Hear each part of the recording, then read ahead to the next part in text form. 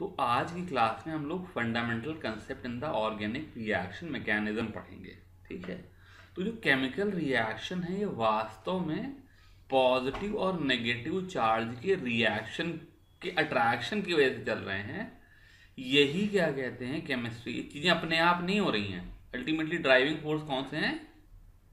Electrical forces हैं। ठीक है। तो जैसे हमने पहले पढ़ा कि बॉन्ड होते हैं, फिर हमने पढ़ा बॉन्ड में पोलैरिटी होती है। पोलैरिटी होती है इसका मतलब कोई चीज़ प्लस होता है, कोई चीज़ माइनस होता है। प्लस प्लस पास नहीं आना चाहेगा, प्लस माइनस पास आना चाहेगा। यही सब तमाम चीज़ें रिएक्शंस को ड्राइव करती हैं। तो हम लोग धीरे धीरे इसके बारे में पढ़ेंगे। तो इन्होंने देखो पहली बात क्या कही कि इन्होंने कहा कि जो जनरल रिएक्शन है उसको उन्होंने डिपिक्ट किया। ठीक है। तो सामान्यतः जैसे मान लो बहुत से ऐसे रिएक्शन होते हैं जिनमें अटैकिंग रिएजेंट नहीं होता है, चीज़ें अपने आप भी टूट जाती हैं। जैसे H2O2 को हीट करो तो अपने आप H2O + O2 में टूट जाएगा। बट अदरवाइज जो रिएक्शन होते हैं उनमें क्या होता है, टिपिकली कोई एक ऑर्गेनिक मॉलिक्यूल होगा, क्योंकि हम लोग यहाँ ऑर्गेनिक केमिस्ट्री पढ़ रहे हैं, उसके ऊपर कोई दूसरा मॉलिक्यूल आकर के रिएक्ट करेगा। जो दूसरा मॉलिक्यूल है हम उसको बोलेंगे अटैकिंग रिएजेंट, और जो ओरिजिनल मॉलिक्यूल है उसको बोलेंगे सबस्ट्रेट। और ये दोनों मिलकर कोई इंटरमीडिएट बनाएंगे और फिर इंटरमीडिएट से प्रोडक्ट बनेंगे और साथ में बाई प्रोडक्ट भी बन सकते हैं। ठीक। तो पहले एक छोटा सा एग्जांपल पढ़ के इसको समझने की कोशिश करते हैं कि जैसे कार्बोक्सिलिक एसिड है, उसके ऊपर एक अल्कोहल आकर के रिएक्ट किया।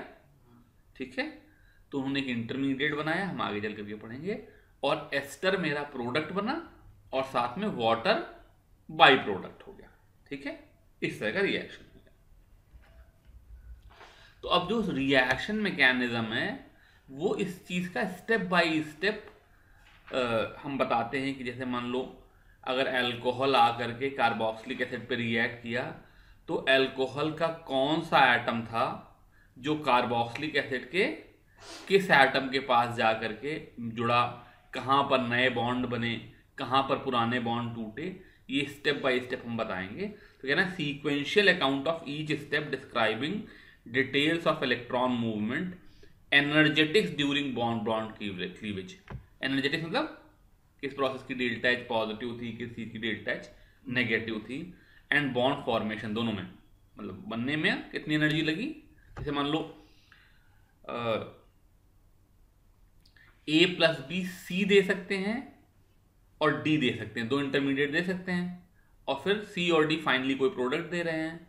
तो अगर मान लो A + B से C देने का डेल्टा एच कम है और A + B से D देने का डेल्टा एच ज़्यादा है, तो ऑब्वियसली इसका डेल्टा एच कम है, उस वाली साइड रिएक्शन के जाने की प्रोबेबिलिटी ज़्यादा होगी। ठीक है।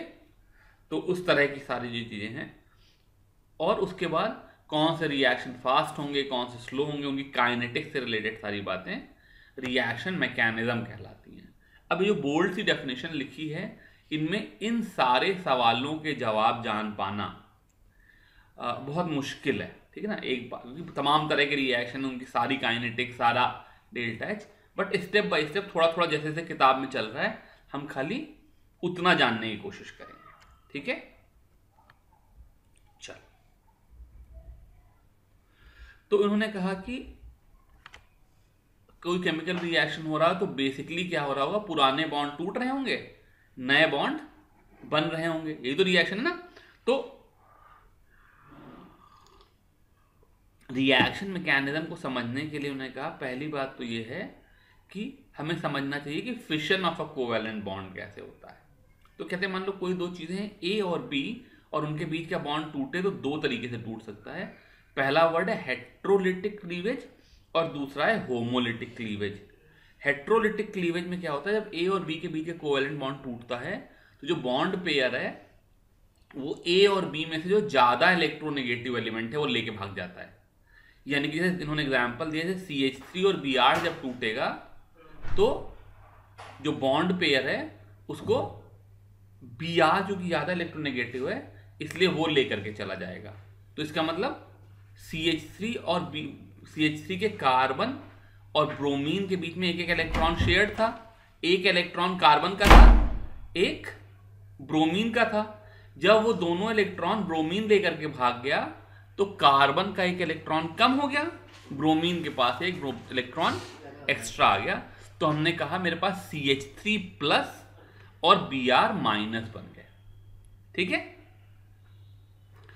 अब ये जो CH3 प्लस बना इसको हम बोलते हैं या तो कार्बोकैटायन या कार्बोनियम आयन। ठीक है, कैटायन है इसलिए कार्बन का कैटायन इसलिए कार्बोकैटायन बोलते हैं। पहले इसको कार्बोनियम आयन बोलते हैं, जैसे अमोनियम शब्द है वैसे कार्बोनियम हुआ करता था। ठीक है ना, अब CH3 प्लस अलग चीज है, C2H5 में क्या हो जाएगा, CH3 CH2 प्लस हो जाएगा। तो अलग अलग तरह के जैसे एल्किल ग्रुप हम लोग पीछे पढ़े ना, प्रोपाइल में प्रोपाइल या आइसोप्रोपाइल, ब्यूटाइल में secondary butyl, tertiary butyl, iso butyl, ऐसे अलग अलग तरह के कार्बोकैटायन हो जाएंगे। ठीक है, और वो जो अलग अलग तरह के कार्बोकैटायन हैं उनमें कोई ज्यादा स्टेबल होगा कोई कम स्टेबल होगा, अभी हम लोग आगे चल करके पढ़ेंगे। ठीक है, तो उन्होंने यहां पे एक बात लिखी कि alkyl group directly attach to positively charge carbon stabilize the carbocation due to inductive and hyper conjugation effect. अब समस्या क्या है कि इंडक्टिव और हाइपर कॉन्जुगेशन ये शब्द क्या है भी हम लोग थोड़ा रुक करके पढ़ेंगे, बट आइडिया क्या है कि जैसे ही Br कार्बन का इलेक्ट्रॉन लेके भागा वैसे कार्बन प्लस एक अनस्टेबल चीज हो गई। ठीक है, ये ऐसी बात हो गई जैसे मान लो कोई मेरे 2 लाख रुपए लेके भाग जाए, मेरे नुकसान हो जाए 2 लाख रुपए का। तो अब क्या है, अगर मान लो मेरे भैया हैं जो मुझे 2 लाख रुपए के जब नुकसान हो तो उसमें थोड़ी मदद कर दें, कैसे रोज 20,000 रुपए ले लो, और मेरे 4 भाई होते तो 20,000 रुपए की 80,000 की मदद हो जाती। और इसके ऑपोजिट मान लो मेरे भैया ऐसे होते जो मेरा छोटा भाई होता जो मुझसे पैसा ले रहा होता, उसकी फीस मुझे हर महीने देनी पड़ती होती। तो मेरे ऐसे भैया हैं जो मुझे पैसे दे देते हैं, तो मेरे लिए मेरे पैसों का नुकसान होना उतनी बड़ी समस्या की बात नहीं होगी। लेकिन मेरा छोटा भाई जो मुझसे पैसे मांगता रहता है तो पैसे का नुकसान होना और ज्यादा समस्या की बात हो जाएगी। ठीक इसी तरीके से जो कार्बन है जिसके ऊपर पॉजिटिव चार्ज आया है, इसके नेबरहुड में ग्रुप्स लगे हुए हैं। ठीक है, क्लोरीन जैसा ग्रुप लगा होगा जो इलेक्ट्रॉन खींच रहा होगा, तो एक तो वैसे पॉजिटिव चार्ज, ऊपर से क्लोरीन अपना और इलेक्ट्रॉन खींच रहा है तो दिक्कत बढ़ जाएगी। और मान लो मिथाइल जैसा ग्रुप लगा होगा जो इलेक्ट्रॉन दे रहा होगा, तो चलो भाई मदद हो गई। ठीक है, और एक मिथाइल की बजाय 3 मिथाइल लगे होंगे तो ज्यादा मदद हो गई। तो ये सारी चीजें जो हैं वो हम लोग आगे चल करके पढ़ेंगे, क्योंकि हम लोगों ने अभी यहाँ पर ये इंडक्टिव इफेक्ट और हाइपर कॉन्जुगेशन पढ़ा नहीं, इसलिए मैं इसके बारे में डिटेल में नहीं बता रहा हूं। पर इन्होंने एक बात लिख दी जो कि हम लोग आगे चल करके देखेंगे कि the observed order of carbocation stability, इसको अंडरलाइन कर लो। CH3 प्लस यानी कि मिथाइल जो है वो सबसे कम स्टेबल है, फिर CH3 CH2 प्लस उससे ज्यादा, फिर आइसोप्रोपाइल उससे ज्यादा, और टर्शरी ब्यूटाइल सबसे ज्यादा। ठीक है,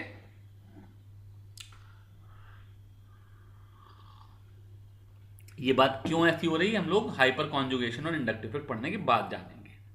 दूसरी बात कह रहे हैं कि जो CH4 था उसमें कार्बन का हाइब्रिडाइजेशन sp3 था, लेकिन जब वो CH2 प्लस हो जाएगा तो तुमको मैंने पहले बताया था C प्लस को मैं बोरॉन जैसा मान सकता हूं, सॉरी CH3 प्लस हो जाएगा तो CH3 प्लस कैसा हुआ स्ट्रक्चर होगा जैसा BH3 का होता था, यानी कि इसका हाइब्रिडाइजेशन sp2 हो जाएगा।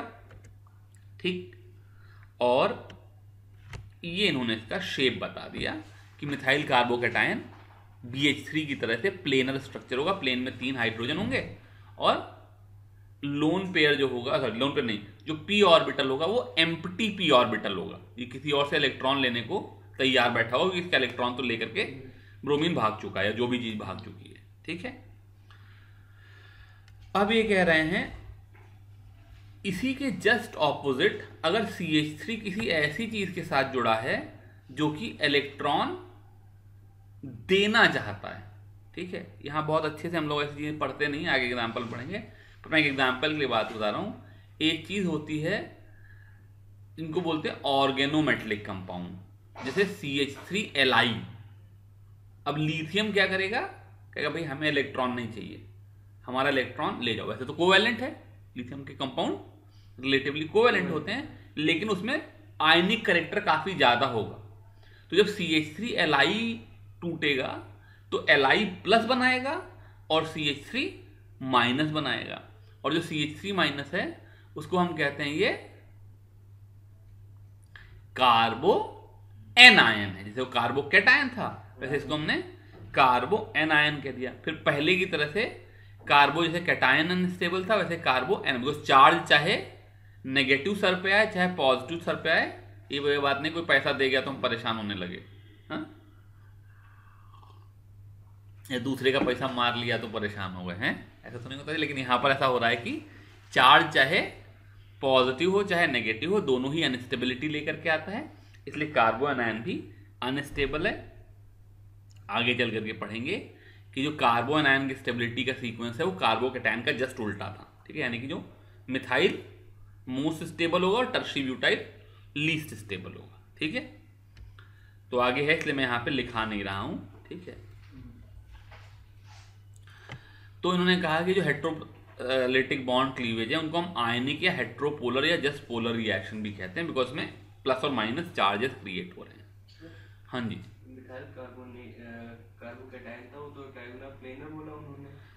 तो CH3 माइनस जैसे मैं बता रहा था अमोनिया जैसा बिहेव करेगा। हमने तुमको क्या दिखाया, कार्बन कार्बन है, कार्बन प्लस बोरॉन है और कार्बन माइनस नाइट्रोजन है बिहेवियर में, एक इलेक्ट्रॉन और आ गया तो नाइट्रोजन। तो जैसा अमोनिया था वैसे ही होगा, 3 हाइड्रोजन नीचे की तरफ होंगे और एक लोन पेयर जो होगा वो ऊपर निकला होगा, sp3 नहीं, बिल्कुल नहीं, वो ट्राइगोनल पिरामिडल होगा, ठीक है ना, sp3 हाइब्रिडाइजेशन होगा।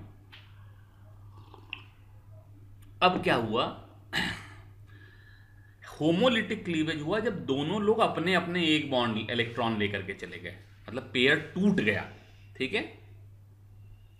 तो जैसे इन्होंने बताया कि हीट या लाइट से कई बार क्या होता है, R और X ऐसे टूटते हैं कि R अपना इलेक्ट्रॉन लेके चला जाए, X अपना इलेक्ट्रॉन लेके चला जाए, तो R डॉट और X डॉट बन जाएंगे। तो देखो किताब में लिखने का एक कन्वेंशन इन्होंने बताया, जब मैं पीछे CH3 प्लस या CH3 माइनस का बनना देख रहा था तो इन्होंने एक एरो बना दिया था बॉन्ड से, पहली बार ब्रोमीन की तरफ और दूसरी बार CH3 की तरफ। ये एरो दिखाता है कि बॉन्ड का पेयर किधर गया, ठीक है। और जब देखो नीचे मैं एल्किल फ्री रेडिकल बना रहा हूं तो जो मैंने एरो बनाया है वो हाफ एरो है। हाफ एरो का मतलब कि खाली एक ही तरफ डंडी लगी है, दूसरी तरफ डंडी नहीं लगी है। इस हाफ एरो का मतलब है कि पेयर नहीं जा रहा है, सिंगल इलेक्ट्रॉन जा रहा है। तो जो पेयर में 2 इलेक्ट्रॉन थे उसमें से एक इलेक्ट्रॉन R की तरफ और एक X की तरफ चला गया, ठीक है। और जो स्पीशीज बनी R डॉट या X डॉट, जो कि ऑब्वियसली अनस्टेबल है क्योंकि इनके पास 7 कार्बन होंगे। जैसे CH3 डॉट हो तो कार्बन के अपने 4 और 3 हाइड्रोजन के 7 कार्बन होंगे, ठीक है। इनका ऑक्टेट गड़बड़ हो गया, ठीक है। तो ये फ्री रेडिकल कहलाते हैं, ठीक है। और इसीलिए क्योंकि अनस्टेबल है, they are also very reactive, ठीक है। अब यहां पर जो इनका सीक्वेंस है, फिर हम लोग जब इंडक्टिव इफेक्ट और हाइपर कॉन्जुगेशन पढ़ेंगे तो बताएंगे। लेकिन इसेंशियली जैसे CH3 प्लस इलेक्ट्रॉन डिफिशिएंट था वैसे CH3 डॉट भी इलेक्ट्रॉन डिफिशिएंट है, इसलिए जो इसका ट्रेंड है वो वही होता है जैसा कार्बो कैटायन का होता था। तो वही methyl free radical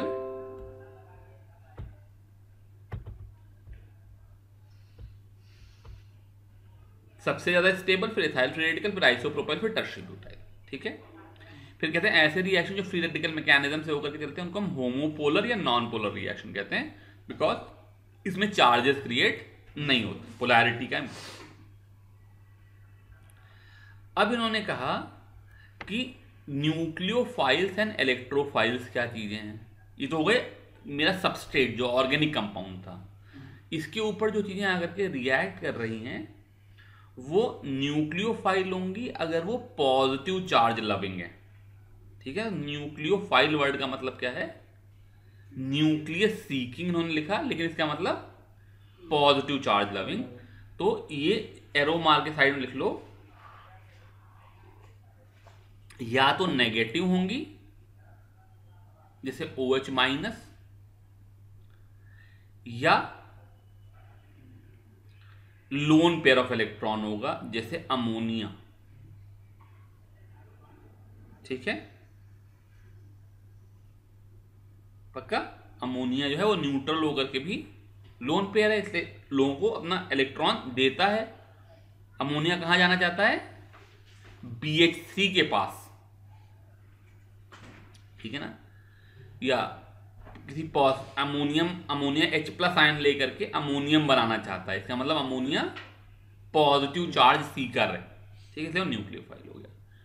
electrophile word इन्होंने लिख लिया, जो इलेक्ट्रॉन सीकर हो, तो या तो ये पॉजिटिव चार्ज होगा, लिख लो पॉजिटिव चार्ज, या इलेक्ट्रॉन डिफिशिएंट, ठीक है। तो CH3+ तो ऑब्वियसली इलेक्ट्रोफाइल होगा ही, इवन BH3 भी इलेक्ट्रोफाइल होगा, ठीक है, या AlCl3 भी इलेक्ट्रोफाइल होगा, बिकॉज उसका ऑक्टेट पूरा नहीं है। अभी तुरंत क्लास के बीच में ऐसा कौन जरूरी है, ठीक है। अब यही बात इन्होंने डिटेल में आगे लिखी है, ठीक है, पढ़ना धीरे धीरे। कह रहे हैं OH-, CN-, R3C- कार्बो एनायन, ये सब न्यूक्लियोफाइल हैं। इसके अलावा वाटर अमीन्स, ठीक है ना, ये भी न्यूक्लियोफाइल हैं, क्योंकि न्यूट्रल होने के बावजूद उनके पास लोन पेयर है। इलेक्ट्रोफाइल में CH3+ जैसी चीजें एक तो न्यूक्लियोफाइल होंगी, इलेक्ट्रोफाइल होंगी बिकॉज पॉजिटिव चार्ज है। उसके अलावा जैसे उन्होंने कहा, मान लो कार्बोनिल ग्रुप है C+O, तो C+O में क्या होगा, ऑक्सीजन कार्बन का इलेक्ट्रॉन खींचे रहेगा, क्योंकि ऑक्सीजन ज्यादा इलेक्ट्रोनेगेटिव है, तो कार्बन पे पॉजिटिव चार्ज आ जाएगा। ये जैसे उन्होंने कहा कि एल्किल हैलाइड है, R3CX लिखा, तो हेलोजन कार्बन का इलेक्ट्रॉन खींच लेगा, तो जो एल्किल ग्रुप होगा वो इलेक्ट्रोफाइल हो जाएगा, ठीक है, वहां पे पॉजिटिव चार्ज आ जाएगा, ठीक है। ठीक है, तो यही बात बता रहे हैं कि एक तो जेन्युइनली पॉजिटिव चार्ज हो, मतलब नेट पॉजिटिव चार्ज हो ही, या अगर कोई पोलैरिटी है, कहीं पे इलेक्ट्रोनेगेटिविटी का डिफरेंस हो, तो जो कार्बन से ज्यादा इलेक्ट्रोनेगेटिव एलिमेंट हैं वो नेगेटिव चार्ज अपनी तरफ खींचेंगे, तो कार्बन के ऊपर पॉजिटिव चार्ज आ जाएगा, ठीक है। तो 12.11 कह रहे हैं, using curved arrow notation show the formation of reactive intermediate जब when following bond undergo heterolytic cleavage. तो CH3SH में SCH3 में क्या हो जाएगा, सल्फर, चूंकि कार्बन से ज्यादा इलेक्ट्रोनेगेटिव है, इसलिए लोन पेयर जो है वो सल्फर की तरफ जाएगा, तो CH3+ SCH3- हो जाएगा। साइनाइड में चूंकि दोनों ही कार्बन है, लेकिन साइनाइड वाले कार्बन पे साइड में नाइट्रोजन लगा हुआ है, तो वो ज्यादा इलेक्ट्रोनेगेटिव हो गया, और जिधर हाइड्रोजन लगा है वो कम इलेक्ट्रोनेगेटिव हो गया, तो लोन पेयर साइनाइड की तरफ जाएगा, CH3+ Cn- हो जाएगा। लेकिन CH3Cu में कॉपर मेटल है, वो कहेगा हमें इलेक्ट्रॉन नहीं ले जाओ हमारा, तो CH3- और Cu+ हो जाएगा। अब कह रहे हैं दूसरे में इनको इलेक्ट्रोफाइल और न्यूक्लियोफाइल के फॉर्म में क्लासिफाई करना है, तो देखो HS- negative charge lone pair क्या हो गया, न्यूक्लियोफाइल। BF3 ऑक्टेट पूरा नहीं है, एक लोन पेयर चाहता है, electrophile. C2H5O- negative charge lone pair, nucleophile. CH3 whole thrice N बगल में बड़ा बड़ा लोन पेयर बनाए, ठीक है, टर्शरी अमीन इसको बोलते हैं, तो ये nucleophile. CH3 whole thrice N को टर्शरी अमीन बोलते हैं, न्यूक्लियोफाइल। Cl+ पॉजिटिव चार्ज है, electrophile. CH3C+ double bond O positive charge है, इलेक्ट्रोफाइल, ठीक है। NH2- न्यूक्लियोफाइल और NO2+ इलेक्ट्रोफाइल, ठीक है। अब ये पूछ रहे हैं, identify the electrophilic centres in the following molecule. तो CH3CH डबल बॉन्ड O है, तो ऑक्सीजन इलेक्ट्रॉन खींचेगा, इसलिए CH वाला कार्बन पॉजिटिवली चार्ज हो जाएगा, वो इलेक्ट्रोफाइल सेंटर हो जाएगा। ऑक्सीजन लोन पेयर खींचेगा अपनी तरफ, मतलब बॉन्ड पेयर को अपनी तरफ खींचेगा, तो C डबल बॉन्ड O में carbon plus oxygen minus type की पोलैरिटी आ जाएगी। CH3CN में CN अपनी तरफ इलेक्ट्रॉन खींचेगा, तो CH3 तो देगा ना, दो कार्बन है, एक पे हाइड्रोजन लगे, दूसरे पे नाइट्रोजन लगे, तो नाइट्रोजन, और CH3I में आयोडीन खींचेगा, तो CH3+ हो जाएगा, ठीक है।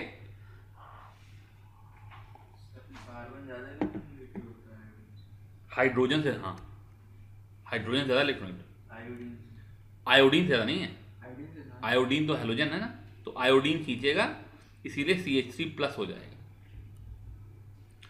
ठीक।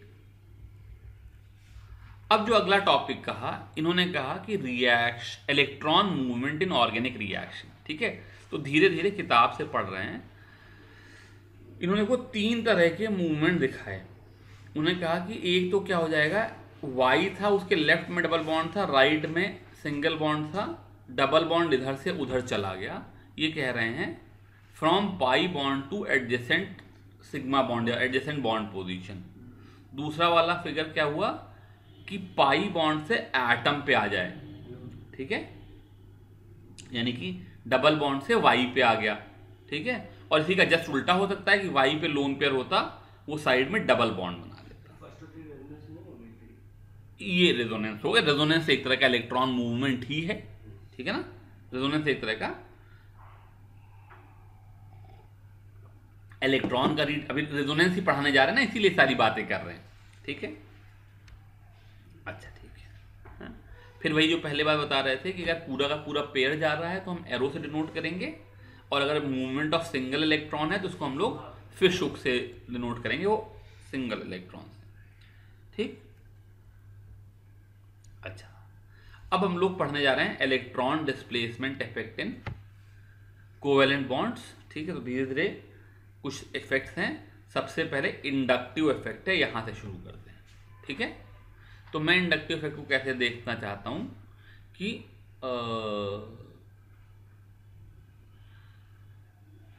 मान लो मेरा एक दोस्त था जो हमेशा पैसे उधार लिया बैठा करता था, और तुम्हारी दोस्ती मुझसे थी। मान लो शिव की दोस्ती मुझसे थी, और फिर ऋषभ की दोस्ती शिव से थी। तो जब मेरा दोस्त मुझसे पैसे उधार लेगा, कितने पैसे उधार लेगा, मान लो 10,000 रुपये उधार ले गया। अब मेरे पास पैसे कमी है, तो मैं शिव से कहूँगा भाई शिव यार कुछ मदद करो, तो शिव से मैं 2,000 रुपये ले लूँगा। तो शिव के पास पैसे कमी हो गई, तो शिव ऋषभ से कहेंगे भाई कुछ मदद करो, तो ऋषभ से 500 रुपये ले लिए।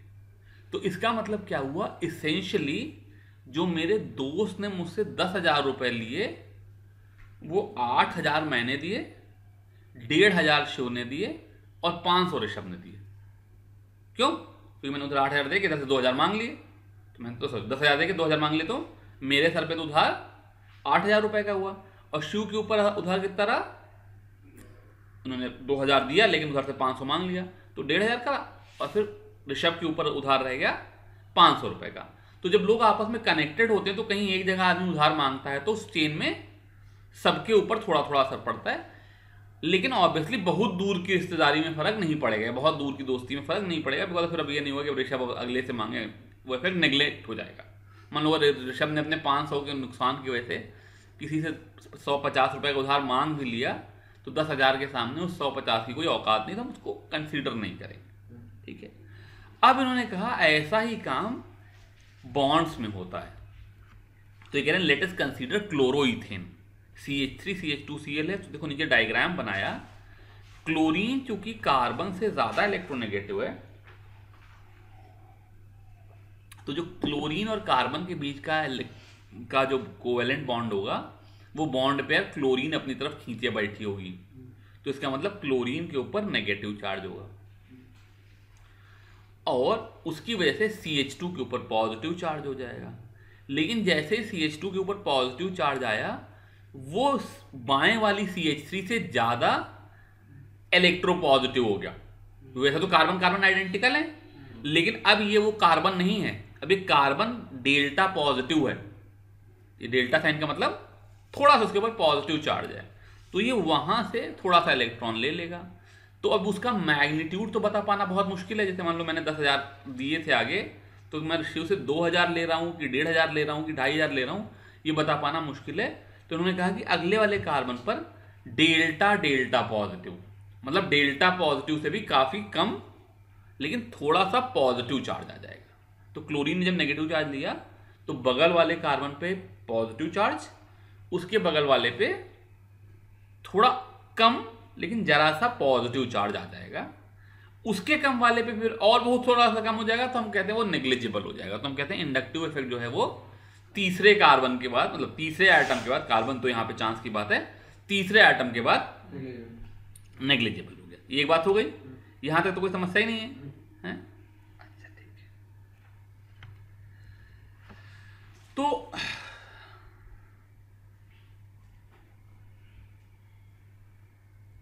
ये एक बात हो गई। दूसरी बात है, उधार मांगने वाला कौन है? हो सकता है कोई आदमी बेचारा 5,000 रुपये उधार मांगता हो सकता है कोई 10,000 मांगता हो, कोई 20,000 उधार मांगता हो।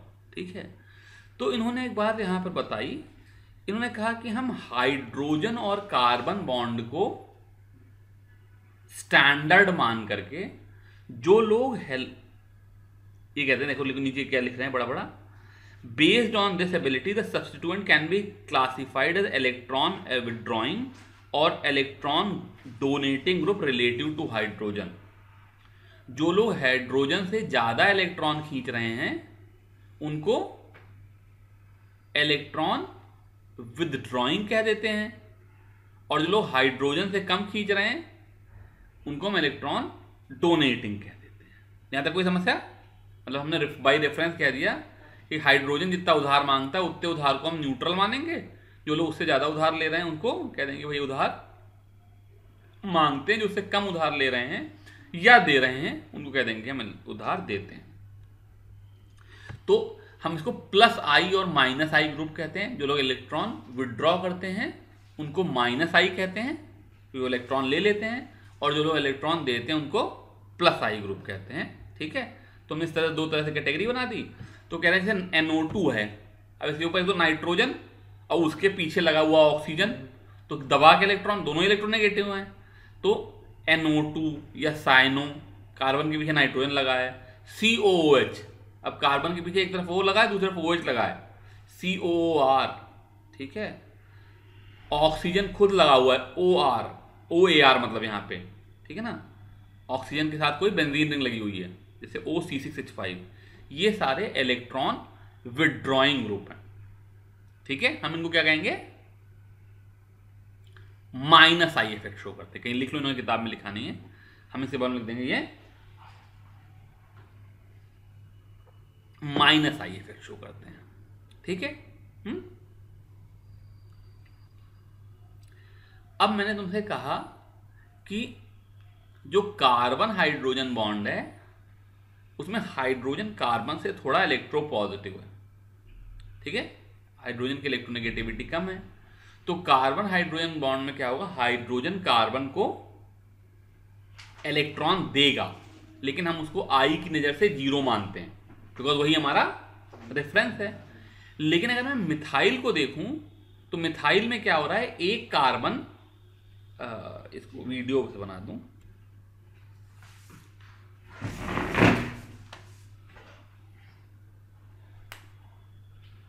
मिथाइल में क्या हो रहा है कि जो एक कार्बन है उसको ये वाला हाइड्रोजन इलेक्ट्रॉन दे रहा है, ये वाला हाइड्रोजन इलेक्ट्रॉन दे रहा है, और ये वाला हाइड्रोजन इलेक्ट्रॉन दे रहा है।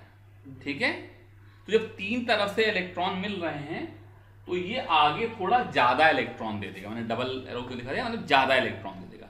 इसका मतलब मिथाइल जो है वो अच्छा इलेक्ट्रॉन डोनर है। ठीक है, तो अब जैसे हम पीछे बात कर रहे थे, अगर मिथाइल ज्यादा अच्छा डोनर है तो एक कार्बन पे 3 हाइड्रोजन लगे होते, इससे अच्छा होता कि यहां पर मिथाइल लगा होता। काट दो।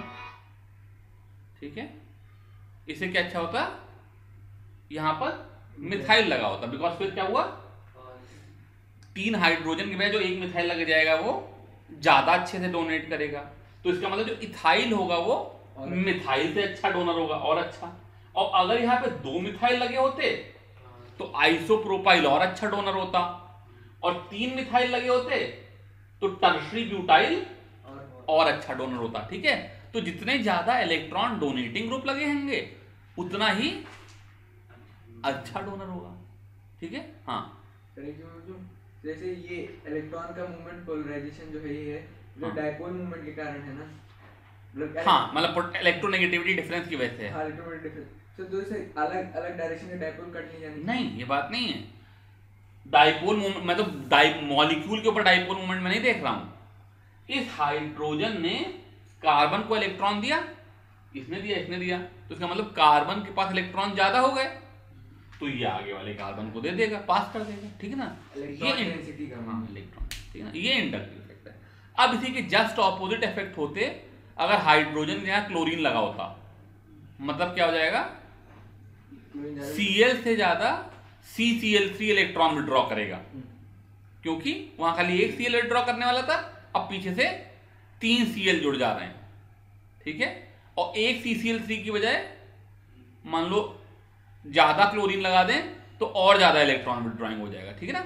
जैसे हम लोग हाइड्रोजन मिथाइल ग्रुप बना रहे हैं जिसमें हाइड्रोजन कार्बन लगे हुए हैं, वैसे से कार्बन के साथ क्लोरीन लगा दें तो ज्यादा इलेक्ट्रॉन विड्रॉ करने लगेगा, ठीक है। तो अब मैं सारे एग्जाम्पल फिर यहां से नहीं बता सकता, बिकॉज ये तो प्रैक्टिस के लिए सवाल है, क्वेश्चन आएगा बताओ इसमें किसमें इंडक्टिव इफेक्ट ज्यादा है, तो तुम्हें खुद सोच करके बताना है कि हाँ भाई इसमें जुड़ जा रहा है तो ज्यादा हो जाएगा, ठीक है।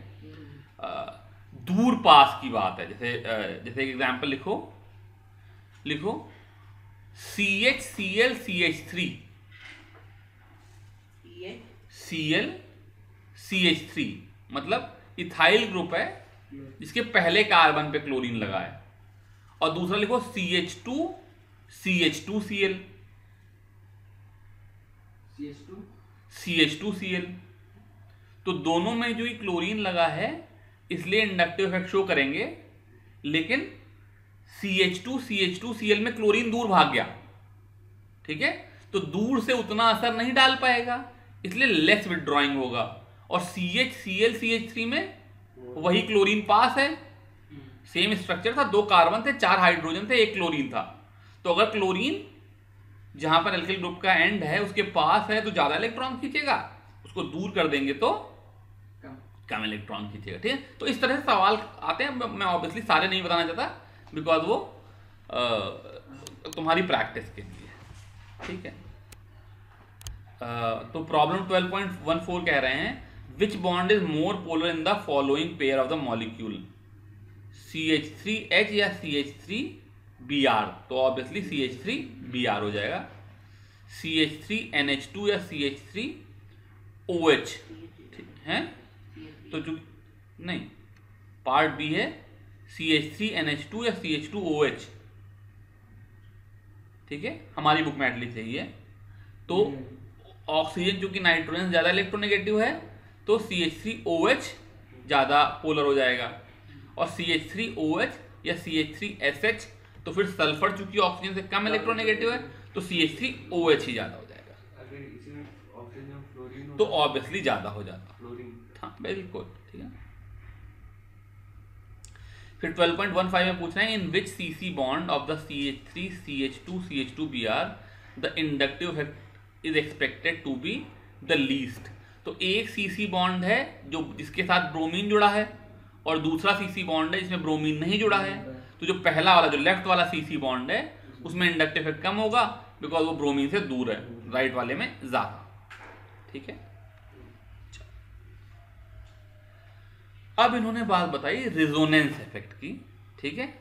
तो रिजोनेंस स्ट्रक्चर क्या होते हैं पहले समझ ले, हम लोग ऑब्वियसली पहले बॉन्डिंग में बात कर चुके हैं, दोबारा इसको रिविजिट करते हैं। तो वही बेंजीन का एग्जांपल है, जब लोगों ने बेंजीन के स्ट्रक्चर पढ़ने की कोशिश करी तो जो कि उसका फॉर्मूला C6H6 होता था, तो लोगों ने किसी तरीके से कैकुले ने सोच करके बताया कि बेंजीन एक 6 मेंबर की कार्बन रिंग होगी, ठीक है, जिसमें alternate single bond double bond होंगे, ठीक, और हाइड्रोजन लगे होंगे। तो C6H6 का स्ट्रक्चर उसने अपने मन में इस तरीके से सोच लिया। अब अगर मान लो बेंजीन ऐसा मॉलिक्यूल होता जैसा इन्होंने बना रखा है, तो बेंजीन को एक इर्रेगुलर हेक्सागन होना चाहिए था, क्योंकि कार्बन कार्बन डबल बॉन्ड छोटे होते और कार्बन कार्बन सिंगल बॉन्ड बड़े होते। तो ये ऐसा हेक्सागन होता जिसके 3 साइज छोटे, बल्कि हमने बुक में नंबर दे दिया कि carbon carbon single bond 154 picometre का होता है और carbon carbon double bond 134 picometre का होता है। तो ये ऐसा हेक्सागन होता जिसके 3 साइड बड़े और 3 साइड छोटे होते, ठीक है। तो इन्होंने यार क्या पाया कि जो एक्चुअल बेंजीन होता है वो ऐसा होता नहीं है। For some reason actual benzene 139 picometer की बॉन्ड लेंथ के साथ पाया जाता है। इसका मतलब ना वो सिंगल है और ना वो डबल है, उन दोनों के बीच में कोई चीज है, ठीक है। हाँ, तो और इसमें एक आध एक्सपेरिमेंट हुआ, जैसे मैं ज़्यादा तो नहीं बताना चाहता, लेकिन जैसे लोगों ने क्या किया, एक कंपाउंड होता है ऑर्थोजाइलिन, यानी कि 1,2 डाई मिथाइल बेंजीन, तो 6 मेंबर के रिंग है, उसके ऊपर 2 कार्बन 2 मिथाइल ग्रुप लगे हुए हैं। तो लोगों ने सोचा यार अगर वो कार्बन कार्बन सिंगल बॉन्ड के अबाउट लगे होंगे तो अलग मॉलिक्यूल है, और कार्बन कार्बन डबल बॉन्ड के, मतलब मुझे अगर 2 कार्बन लगाने हैं अल्टरनेट, तो क्या कर सकते हो, तो कार्बन कार्बन सिंगल बॉन्ड के क्रॉस लगा दूं, या कार्बन कार्बन डबल बॉन्ड के अबाउट लगा दूं। तो इसका मतलब जो ऑर्थोजाइलिन है उसके 2 आइसोमर होने चाहिए, कि वो दोनों कार्बन डबल बॉन्ड पे लगे कि दोनों कार्बन सिंगल बॉन्ड पे लगे हैं। लेकिन तमाम तरह की कोशिशों के बावजूद जो ऑर्थोजाइलिन थी उसके 2 आइसोमर नहीं मिले। इसका मतलब वो कोई डबल बॉन्ड सिंगल बॉन्ड नहीं है, वो सारे बॉन्ड 1.5 जैसे बॉन्ड हैं। ठीक है, हम लोगों ने बॉन्डिंग में पढ़ चुकी है। तो ये कह रहे थे resonance structures are hypothetical and individually do not represent any real molecule. तो वास्तव में बेंजीन ना ये लेफ्ट वाला स्ट्रक्चर है ना ये राइट वाला स्ट्रक्चर है, क्योंकि लेफ्ट वाले में क्या कह रहा है कि 1 और 6 के बीच की लेंथ 154 पिकोमीटर होगी, और राइट वाला कह रहा है कि 1 और 6 के बीच की लेंथ 134 पिकोमीटर होगी। लेकिन ना वो 154 है ना 134 है, वो तो 139 है। ठीक है ना, तो लेकिन जो बेंजीन की जो बीच वाली वैल्यू है, जो एक्चुअल रियल बेंजीन है, वो इन दोनों से मिल करके बना है। तो ये रियल स्ट्रक्चर नहीं, ये 2 हाइपोथेटिकल स्ट्रक्चर हैं जो हमारी बॉन्डिंग की समझ को, क्योंकि हमारी बॉन्डिंग की समझ ऐसी थी कि या तो बॉन्ड 1 बनेगा या तो बॉन्ड 2 बनेगा, इसलिए हम उस चीज को जस्टिफाई करने के लिए इस तरह के 2 स्ट्रक्चर बना सकते हैं, और रियल बेंजीन इन दोनों के बीच में लाई करता है। ठीक है, तो हम लोगों ने इस तरह का रेजोनेंस पहले भी दे रखा था। जैसे हमने कहा CH3NO2 है, तो CH3 single bond N double bond O हो जाएगा, और दूसरे ऑक्सीजन को नाइट्रोजन कोऑर्डिनेट बॉन्ड कर देगा। तो इन्हें क्या हो जाएगा, CH3N+ और N डबल बॉन्ड O और सिंगल बॉन्ड O- हो जाएगा। अब कोई जरूरी नहीं है कि पहले वाले का ऊपर वाले ऑक्सीजन के साथ डबल बॉन्ड हो, नीचे वाले के साथ सिंगल बॉन्ड हो। उल्टा भी हो सकता है कि ऊपर वाले के साथ सिंगल हो, नीचे के साथ डबल बॉन्ड हो। और रियल लाइफ में जो NO2 होगा उसमें दोनों NO बॉन्ड इक्वल होंगे और वो 1.5 1 पॉइंट बॉन्ड होंगे। ठीक है, यही जो फिनोमेना है ये रेजोनेंस है, ये हम लोग पहले पढ़ चुके हैं, इसमें कोई समस्या नहीं है। अच्छा, अब इन्होंने बताया कि जो रेजोनेंस है किसी वजह से स्टेबलाइजिंग इफेक्ट देता है। ठीक, तो इसका कारण वही है कि जैसे मान लो 2 हमारे पास भाई हों, एक के पास 2 लाख का उधार होता है। बेसिकली एक जगह इलेक्ट्रॉन का कंसंट्रेटेड होना समस्या है।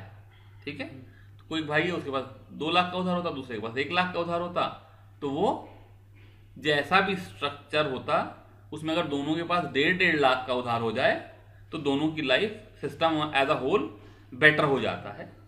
तो वही बात ये कह रहे हैं कि जो रेजोनेंस इफेक्ट है वो ओरिजिनल जो मॉलिक्यूल है उनसे ज़्यादा स्टेबल होते हैं, और जितना ये स्टेबल होते हैं उसको रेजोनेंस एनर्जी कहते हैं। ठीक है, हाँ।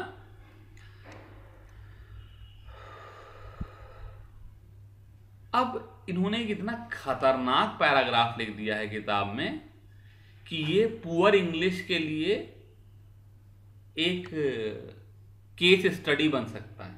ठीक है, तो क्या हो रहा है, जैसे अभी हम लोगों ने बेंजीन का रेजोनेंस पढ़ा या जैसे CH3NO2 का रेजोनेंस पढ़ा, इसमें दोनों स्ट्रक्चर आइडेंटिकल थे। ठीक है, दोनों स्ट्रक्चर आइडेंटिकल थे, इसका मतलब क्या हुआ, 2 भाई हैं, दोनों बिल्कुल एक जैसी औकात के हैं, इसलिए अगर दोनों के सर पे जब को 3 लाख उधार लेना होगा तो वो आपस में 1.5 लाख रुपए उधार ले लेंगे। लेकिन रियल लाइफ में चीज़ें ऐसी नहीं होती हैं। हो सकता है एक भाई थोड़ा बेटर ऑफ हो, दूसरा भाई थोड़ा कम जोर हो इकोनॉमिकली, तो बड़ा वाला भाई कहेगा भाई चलो मैं 1.8 उधार लेता हूं, तुम 1.2 उधार ले लेना। यानी कि अभी भी 2 और 1 के बीच में मिक्सिंग हो रही है, लेकिन वो मिक्सिंग में दोनों स्ट्रक्चर इक्वली कंट्रीब्यूट नहीं कर रहे हैं। एक स्ट्रक्चर के पाए जाने की प्रोबेबिलिटी या एक स्ट्रक्चर के होने का की एबिलिटी ज्यादा है, दूसरे की कम है। ठीक है, जैसे मान लो जैसे मैं NO2 वाले केस में अभी देखूं तो जो नाइट्रोजन है उसके ऊपर फॉर्मल चार्ज होगा +1 और दोनों ऑक्सीजन पे होगा -12 ठीक है। ये तो है क्योंकि दोनों ऑक्सीजन आइडेंटिकल हैं। अब अगर मान लो किसी वजह से ऊपर वाला ऑक्सीजन ज्यादा स्टेबलाइज्ड होता तो ऐसा होता, ऊपर वाले का कंट्रीब्यूशन ज्यादा होता, उसके ऊपर माइनस चार्ज -0.8 होता और दूसरे वाले पे -0.2 होता, ठीक है। तो जब भी कभी कोई पॉजिटिव चार्ज आता तो हम देखते हैं वो हमेशा उस वाले ऑक्सीजन पे आ जाता है, इस वाले पे नहीं आता। तो ये कैसे जस्टिफाई करते, कहते कि चूंकि उसके ऊपर नेगेटिव चार्ज ज्यादा है इसलिए पॉजिटिव चार्ज हमेशा उस वाले। तो ये बातें कहां आती हैं, जब हम आगे चल करके रिएक्शन मैकेनिज्म समझाने चलेंगे तो ऐसा हो जाता है, वैसा नहीं होता। ये इस बात पर डिपेंड करेगा कि दोनों स्ट्रक्चर इक्वली कंट्रीब्यूटिंग है, कोई एक ज्यादा कंट्रीब्यूट कर रहा है। अब जो मैं बात कह रहा था कि इन्होंने एक पैराग्राफ लिखा जो कि बहुत खतरनाक अंग्रेजी का है, पढ़ते हैं। The following rules are applied while writing resonance structure, ठीक। पहला कह रहे हैं the resonance structures have one the same position of nuclei. ये बड़ी सरल सी बात है। अगर अच्छा अभी एक्सप्लेन नहीं करता, पहले अंग्रेजी की पढ़ता हूँ उसके बाद एक्सप्लेन करता हूँ, ठीक है। The resonance structure have the same position of nuclei, same number of unpaired electrons among the resonance structure, the one which has more number of covalent bond, all the atoms with the octet of electron except hydrogen which has a duplet, less separation of opposite charge, a negative charge if any on more electronegative atom, a positive charge if any on the more electropositive atom, and have more dispersal of charge is more stable than other, ठीक है। अब क्या हुआ, इसको point by point बना करके, जैसे 4-5 point में समझाना चाहिए था, उसको उन्होंने एक ही लाइन में इतना लंबा लिख दिया, इसलिए गड़बड़ है, ठीक है। तो हम लोग क्या करेंगे, वीडियो ऑन करेंगे, इसको एक एक करके समझने की कोशिश करेंगे।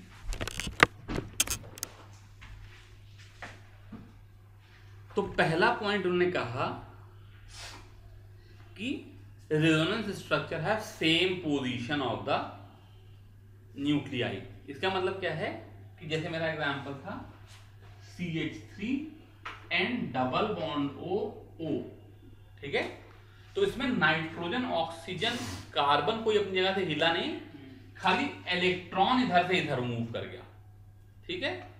अब जैसे अभी हम लोग एक शब्द बहुत अच्छे से पढ़े नहीं, एक तरह का आइसोमेराइजेशन होता है, टाउटोमेराइजेशन बोलते हैं, ठीक है। कीटोन जब पढ़ते हैं तो उसके बारे में पढ़ते हैं। तो जैसे मान लो मेरे पास एक कंपाउंड है CH3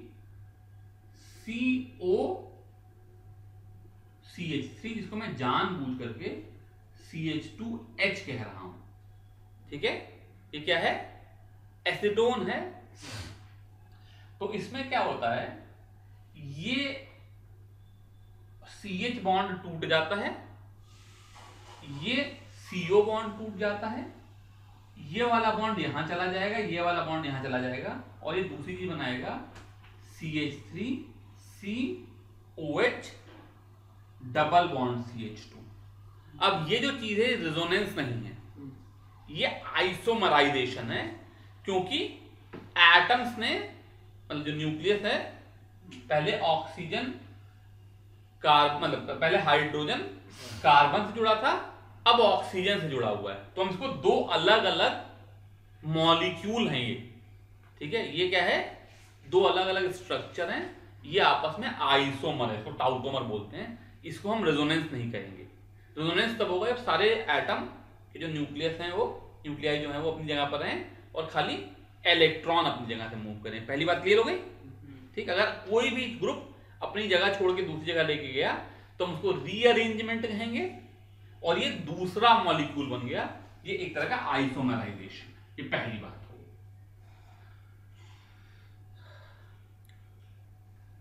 दूसरी बात कह रहे हैं the same number of unpaired electron, ठीक है। जैसे मान लो मेरे पास कंपाउंड है CH3CH डबल बॉन्ड CH2, ठीक। हाँ, तो मैं इसको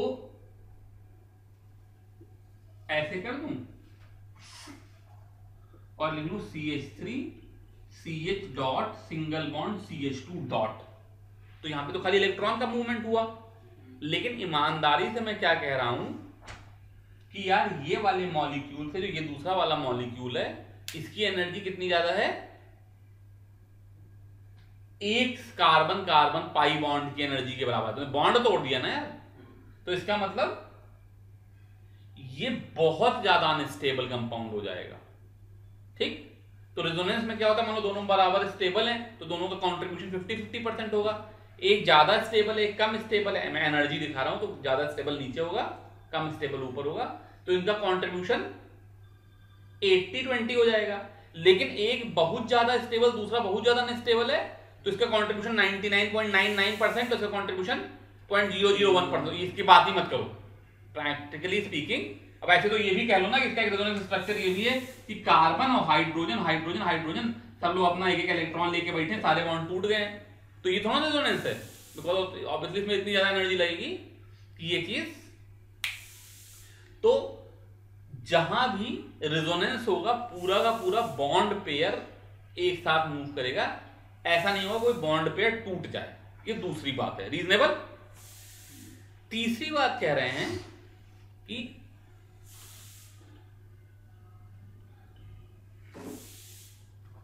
among the resonance structures the one which has more number of covalent bond। ठीक है, जैसे मान लो मेरा ये वाला एग्जांपल था CH3 CH double bond CH2, और दूसरा एग्जांपल है CH3 CH plus double bond CH2 minus, sorry double bond single bond CH2 minus. मैंने क्या कहा, जैसे हम पीछे बता रहे थे इलेक्ट्रॉन मूवमेंट था कि जो मेरा पाई बॉन्ड था वो एटम पे शिफ्ट हो गया। बढ़िया बात है, बहुत बढ़िया बात, हो सकता है शिफ्ट। लेकिन ये वाला स्ट्रक्चर पहले वाले स्ट्रक्चर से खराब स्ट्रक्चर माना जाएगा। क्यों? क्योंकि इसमें जो अगर देखें तो 6 कार्बन हाइड्रोजन बॉन्ड थे और 2 कार्बन कार्बन बॉन्ड थे। ठीक है, यहां पर 3 कार्बन कार्बन बॉन्ड थे, यहां पर 6 कार्बन हाइड्रोजन बॉन्ड है और 2 ही कार्बन कार्बन बॉन्ड है। तो क्योंकि पूरा का पूरा पेयर तोड़ना तो पाप है, लेकिन अगर पूरा का पूरा पेयर भी हमने हटा दिया तो बॉन्ड तो कम हो गए, तो एनर्जेटिकली ये वाली चीज अनफेवरेबल है। ठीक है, इसकी एनर्जी लिख लेंगे मोर एनर्जी, और यहाँ पे मोर एनर्जी का मतलब ये नहीं कि ज्यादा ताकतवर, मोर एनर्जी का मतलब मोर पोटेंशियल एनर्जी से मतलब अनस्टेबल, और ये या अनस्टेबल और ये वाला स्टेबल। ठीक है, तो हम लोग सारे बॉन्ड गिन लेंगे, दो रेजोनेंस स्ट्रक्चर जब कंपेयर कर रहे होंगे, और अगर उन सारे बॉन्ड में अगर मान लो किसी एक चीज में नंबर ऑफ बॉन्ड ज्यादा है दूसरे में बॉन्ड कम है, तो ऑब्वियसली इसका मतलब वो ज्यादा स्टेबल कंपाउंड है। ठीक है, अगली बात कह रहे हैं among the resonance structure the one which has more number of covalent bonds। ठीक है, की बात अगली बात कह रहे हैं all the atom with their octet of electrons complete। ठीक है, हाइड्रोजन के लिए ऑब्वियसली ऑक्टेट नहीं डुप्लेट होगा, लेकिन मतलब सब चीजों का कॉन्फ़िगरेशन ऐसा हो कि वो पूरा हो। जैसे मान लो मेरे पास एक कंपाउंड था CH3 C डबल बॉन्डो H। ठीक, तो ऐसा पॉसिबल नहीं है, लेकिन just for sake of example या इसको ऐसे कर लेते हैं ज्यादा अच्छा।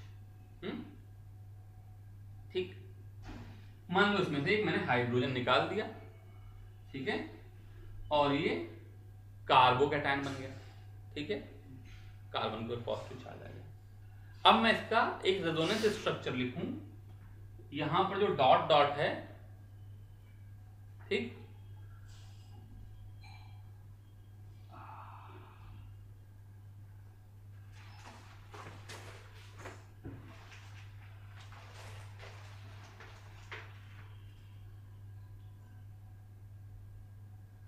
ये नीचे आ जाए और CH3 C double bond CH3 OH plus बन जाए। ठीक है ना, जब ऑक्सीजन अपना लोन पेयर कार्बन के साथ शेयर करेगा तो ऑक्सीजन पे +1 चार्ज आ जाएगा। ठीक है, तो इस पे कार्बन पे प्लस चार्ज है उस पर ऑक्सीजन पे प्लस चार्ज है। अभी आगे चल करके हम देखेंगे, हम कहते हैं अगर पॉजिटिव चार्ज कहीं पर है तो वो लेस इलेक्ट्रोनेगेटिव एलिमेंट के पास होना चाहिए। तो बहुत से लोग कंफ्यूज होकर के सोचते हैं कि ये वाला चीज ज्यादा स्टेबल है बिकॉज कार्बन के पास पॉजिटिव चार्ज है। लेकिन देखो उन्होंने उससे पहले ये जो बात लिख रखी है, जो रूल है इसी प्रायोरिटी में है, पहली बार क्या कह रखे हैं कि वो चीजें ज्यादा स्टेबल होंगी जिसमें सबके ऑक्टेट कंप्लीट होंगे। तो इस कार्बन का ऑक्टेट कंप्लीट नहीं ना, इसने खाली 3 ही सिंगल बॉन्ड कर रखे हैं, जबकि यहां पे क्या है, इस कार्बन का तो ऑक्टेट कंप्लीट है, ये बिकॉज 3 की वजह इसके 4 बॉन्ड हो गए, और इस ऑक्सीजन का भी ऑक्टेट कंप्लीट है बिकॉज O+ मतलब नाइट्रोजन, और इसने 2 कार्बन के साथ और 1 हाइड्रोजन के साथ बॉन्ड कर रखा है। तो अगर कहीं पे 2 ऐसी पॉसिबिलिटीज हैं इसमें से एक में सबके ऑक्टेट कंप्लीट हैं, दूसरे में किसी के ऑक्टेट कंप्लीट नहीं है, तो वो वाला स्ट्रक्चर जिसमें सबके ऑक्टेट कंप्लीट हैं वो मोस्ट स्टेबल होगा। ठीक है, तो अब अगर मान लो ये पहलू नहीं है, just for the sake of example ये पहलू नहीं है, तो जो अगला पॉइंट कह रहे हैं कि less separation of opposite charges. ठीक, मैं एक एग्जांपल से समझा रहा हूं, बाकी तो खूब सवाल बनते हैं। जैसे मान लो एक कंपाउंड है CH2 double bond CH2 single bond CH, अरे ये CH है बॉन्ड नहीं, डबल बॉन्ड CH2, इसका नाम है 1,3-ब्यूटाडाइन। ठीक है, तो ये तो अपने आप में बड़ा स्टेबल कॉन्फ़िगरेशन है, क्यों? क्योंकि इसमें कोई चार्ज नहीं, सब सिंपल है। इसका मैं एक रेजोनेंस हाइब्रिड बनाऊं जिसमें से CH2 ये वाला बॉन्ड इधर चला जाए, ठीक है, हाँ, तो क्या हो जाएगा CH2 plus single bond CH minus CH double bond CH2। ठीक है, तो पहले वाले से ये दूसरा वाला अनस्टेबल है, क्यों? क्योंकि यहां पे नंबर ऑफ कोवेलेंट बॉन्ड एक कम हो गया। ठीक है, हम लोग ऑलरेडी पढ़ चुके हैं। अब इसका एक और रेजोनेंस स्ट्रक्चर बनाऊं जिसमें ये वाला इलेक्ट्रॉन यहां चला जाए और ये वाला इलेक्ट्रॉन यहां चला जाए, और मेरे पास बन जाए CH2 plus single bond CH double bond CH single bond CH2 minus. तो इन दोनों में नंबर ऑफ कोवेलेंट बॉन्ड एक बराबर है, लेकिन यहां पर प्लस और माइनस चार्ज होने के बावजूद पास पास हैं, यहां प्लस और माइनस चार्ज दूर दूर है। तो पहली बात तो भगवान की कोशिश हो कि भैया कभी प्लस और माइनस चार्ज क्रिएट ही ना हो, लेकिन अगर प्लस माइनस क्रिएट हो गए तो जितना ज्यादा दूर उनको ले जाना है उतनी ज्यादा एनर्जी है। तो अगर मान लो मैं इसको स्ट्रक्चर 1 लिखूं, इसको स्ट्रक्चर 2 लिखूं, स्ट्रक्चर 3 लिखूं, तो जो ऑर्डर ऑफ स्टेबिलिटी हो जाएगा first is greater than second is greater than third. ठीक है, क्यों? क्योंकि पहले में तो कोवेलेंट बॉन्ड ही ज्यादा थे और दूसरे तीसरे में number of covalent bond charges सब एक बराबर थे, लेकिन सेपरेशन ऑफ चार्ज ज्यादा हो गया, इसलिए इनस्टेबिलिटी बढ़ गई, स्टेबिलिटी घट गई। ठीक है, हाँ, लास्ट जो टॉपिक है लिख लो भाई। ठीक है,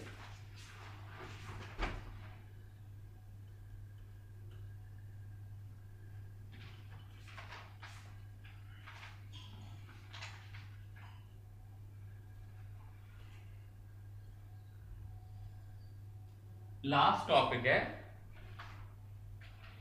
कह रहे हैं मान लो मेरे पास CH3 C double bond O CH3 था, तो ऑब्वियसली काफी स्टेबल है, इसमें कोई कहने वाली बात नहीं है बिकॉज सारे बॉन्ड कंप्लीट है। अब मैं इस डबल बॉन्ड को CH3 C plus O minus लिखूं CH3, या CH3 C minus O plus लिखूं CH3। ठीक है, तो ये दोनों ही स्ट्रक्चर नंबर 1 से घटिया हैं क्योंकि तो बॉन्ड कम हो गया। दूसरी बात, यहाँ कार्बन का ऑक्टेट नहीं पूरा, यहाँ ऑक्सीजन का ऑक्टेट नहीं पूरा। अगर ऑक्सीजन का ऑक्टेट पूरा होता तो ये वाला ज्यादा स्टेबल होता, लेकिन यहाँ ऑक्सीजन का ऑक्टेट दोनों में से किसी एक का ऑक्टेट तो गड़बड़ ही है। अब अगर किसी के पास पॉजिटिव किसी के पास नेगेटिव चार्ज होना है तो कार्बन कहेगा यार फिर मुझे एक पॉजिटिव दो और ऑक्सीजन तुम नेगेटिव रखो क्योंकि तुम ज्यादा इलेक्ट्रोनेगेटिव हो। तो फर्स्ट से सेकंड कम स्टेबल होगा और सेकंड से थर्ड और कम स्टेबल होगा। तो लास्ट पॉइंट क्या कह रहे हैं कि अगर चार्ज पैदा ही करना है तो कोशिश ये करो कि नेगेटिव चार्ज रिलेटिवली ज्यादा इलेक्ट्रोनेगेटिव एटम पे है और पॉजिटिव चार्ज कम इलेक्ट्रोनेगेटिव है, ज्यादा इलेक्ट्रोपॉजिटिव। यहां तक कोई समस्या? लास्ट जो पॉइंट है वो क्या है कि मोर डिस्पर्सल ऑफ चार्ज। जैसे मान लो बेंजीन है, इसमें 3 ये इलेक्ट्रॉन पेयर हैं, ठीक है, जो कि आपस में रेजोनेंस करते हैं, बढ़िया है। इसी से मिलती जुलती एक दूसरी चीज है नेप्थलीन। उसमें ये 5 इलेक्ट्रॉन पेयर हैं जो आपस में alternate single bond double bond जुड़े हुए हैं, ये आपस में रेजोनेंस करते हैं। जो रेजोनेंस एनर्जी नेप्थलीन की होगी वो बेंजीन से ज्यादा होगी, बिकॉज यहां पर ज्यादा डिस्पर्सल, ठीक है। या जैसे इसी से रिलेटेड एक दूसरा एग्जांपल समझ करके बताता हूं। जैसे मान लो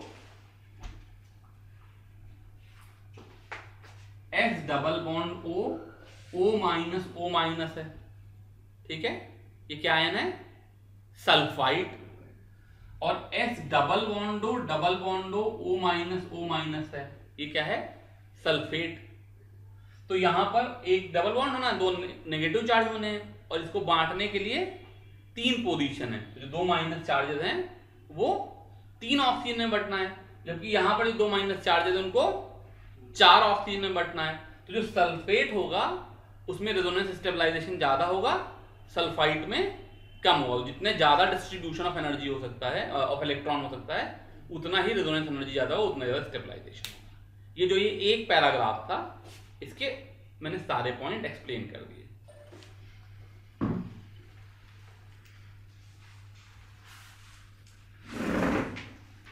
अब ये कुछ एग्जाम्पल्स आ गए, कह रहे हैं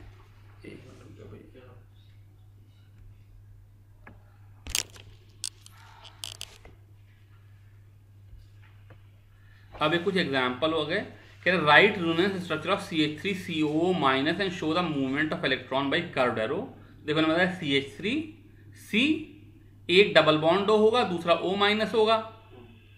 अब O माइनस के ऊपर जो नेगेटिव चार्ज है वहां से मैं एक लोन पेयर उठाकर एक कार्बन को दूंगा और कार्बन डबल बॉन्ड O का एक बॉन्ड दूसरे ऑक्सीजन पे जाएगा, तो दूसरा वाला ऑक्सीजन O माइनस हो जाएगा और पहले वाला CO bond C double bond O हो जाएगा, ठीक है। और फिर इसी का उल्टा होगा तो पहले वाला स्ट्रक्चर बन जाएगा। तो ये इसके 2 रेजोनेंस स्ट्रक्चर हैं, ठीक। अब कह रहे हैं right the resonance structure of CH2 double bond CH single bond CH2 and indicate relative stability of the contributing structure. तो पहला वाला स्ट्रक्चर तो क्या हुआ? CH2 double bond CH single bond COH हो ही गया, उसमें कोई बात नहीं है। एक स्ट्रक्चर में क्या किया कि कार्बन के ऊपर प्लस कर दिया और ऑक्सीजन के ऊपर नेगेटिव कर दिया, यानी कि CO बॉन्ड का ऑक्सीजन ने इलेक्ट्रॉन ले लिया और CH2 double bond CH side वाले कार्बन पे चला गया, तो बीच में CH2 पे प्लस चार्ज आ गया, ठीक है। यानी कि पूरे के पूरे सारे बॉन्ड अपने राइट हैंड साइड में शिफ्ट हो गए, पक्का। और दूसरा तरीका क्या है कि सारे बॉन्ड लेफ्ट हैंड साइड में शिफ्ट हो गए। तो वही जैसे मैं एग्जांपल बता रहा था वैसी सी बात हो गई कि ऑब्वियसली पहला वाला स्ट्रक्चर तो बहुत स्टेबल है क्योंकि सारे बॉन्ड पूरे हैं, दूसरे और तीसरे में ऑक्टेट पूरे नहीं है, एक में कार्बन का नहीं पूरा, एक में ऑक्सीजन का नहीं पूरा। तो अब देखेंगे भाई किसको अगर कमी रखनी है तो किसको ज़्यादा, कौन तैयार है जिसको इलेक्ट्रॉन जिससे छीन ले तो कम हल्ला मचाएगा। तो कार्बन का इलेक्ट्रॉन छीन लो तो कम हल्ला मचाएगा, ऑक्सीजन का इलेक्ट्रॉन छीन लो तो ज़्यादा हल्ला मचाएगा। इसलिए स्ट्रक्चर 2 ज़्यादा स्टेबल है, स्ट्रक्चर 3 लीस्ट स्टेबल है, ठीक है। अब ये कह रहे हैं explain why the following 2 structure 1 and 2 can not be the major contributor in any real structure of CH3COO CH3, ठीक है। तो पहले स्ट्रक्चर में क्या समस्या आ गई, क्योंकि कार्बन का ऑक्टेट ही पूरा नहीं है, ठीक है। तो ये कह रहे हैं, देखो आंसर कह रहे हैं पहली बात तो जो CH3COO CH3 है वो न्यूट्रल है, जबकि इसमें तुमने पॉजिटिव और नेगेटिव चार्ज को सेपरेट कर दिया, ठीक है। हाँ, और जब सेपरेट किया तो ठीक ही है, ठीक है ना। जो मेरा दूसरा वाला पहला वाला स्ट्रक्चर है उसमें तुमने कार्बन के ऊपर इनकम्प्लीट ऑक्टेट दे दिया। दूसरे स्ट्रक्चर में देखो चार्ज सेपरेशन है लेकिन सबका ऑक्टेट कंप्लीट है। ऊपर वाला O माइनस है तो फ्लोरीन जैसी चीज हो गया तो उसने सिंगल बॉन्ड बना रखा है। नीचे वाला ऑक्सीजन O प्लस है तो नाइट्रोजन जैसा हो गया, इसने 3 बॉन्ड बना रखे हैं। तो right number 2 structure is more stable then number 1 structure, ठीक है ना। और यही हमेशा बच्चे गलती कर जाते हैं, वो सोचते हैं कि भैया कार्बन के ऊपर प्लस होना ज़्यादा अच्छा था एज कंपेयर टू ऑक्सीजन के ऊपर प्लस होना, इसलिए फर्स्ट को ज़्यादा स्टेबल कह देते हैं। ये बात गलत है, क्योंकि पहली बात है कि सबका ऑक्टेट पूरा हो और फिर इलेक्ट्रोपॉजिटिविटी इलेक्ट्रोनेगेटिविटी तो हल्का सा फैक्टर है, ठीक है। ये बात हमेशा ध्यान रखना। इसके साथ हम लोग आज की क्लास खत्म कर रहे हैं। इसके बाद के जो इफेक्ट हैं वो अगली क्लास में करेंगे।